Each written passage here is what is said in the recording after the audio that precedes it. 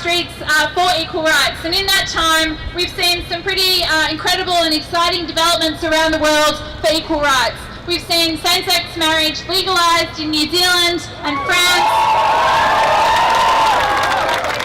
and overnight steps towards it in another American state, Minnesota.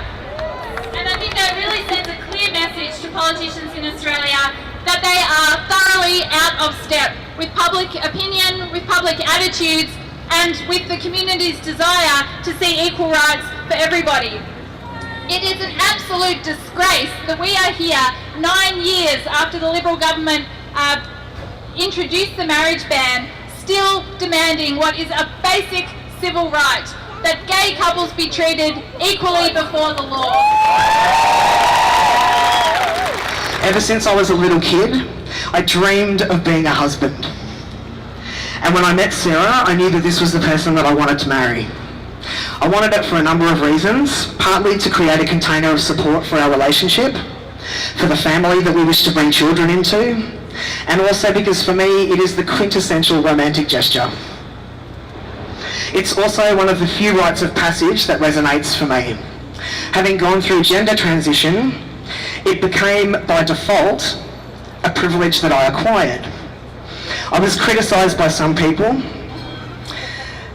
and I was faced with having to look at whether or not us not getting married was going to get marriage equality over the line, and that we ended up following what we felt was right for us, and very deliberately included a declaration to that effect in our ceremony. But here's the kicker. I will never forget the day that the letter came in the mail from Births, Deaths and Marriages. I write to you concerning your marriage ceremony. The Marriage Act 1961 states that a marriage means the union of a man and a woman to the exclusion of all others. The registry holds birth registration entries for both you and Sarah, and your genders appear on the register as female. Therefore, the marriage celebrated is not a valid marriage and is not registered. I have informed the marriage celebrant to cancel the entry in the celebrant's marriage register.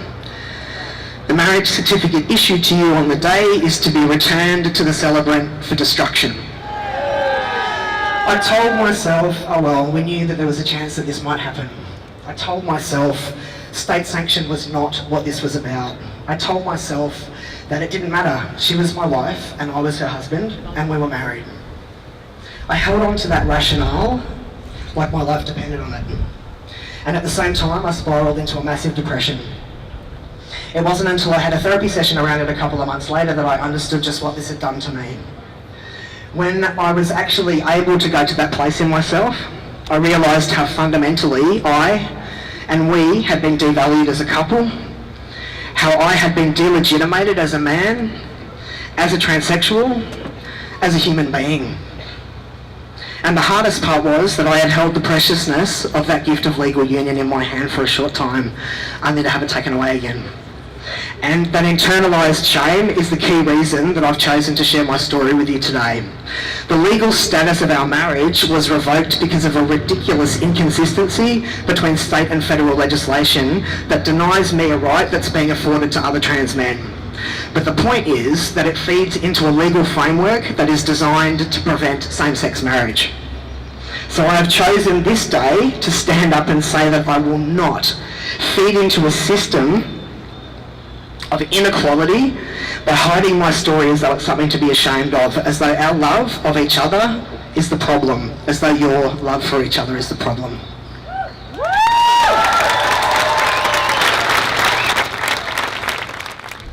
Last month, we lodged our report to the United Nations Human Rights Commission to challenge this legal absurdity. I still have my marriage certificate. They will get it out of my cold, dead hands.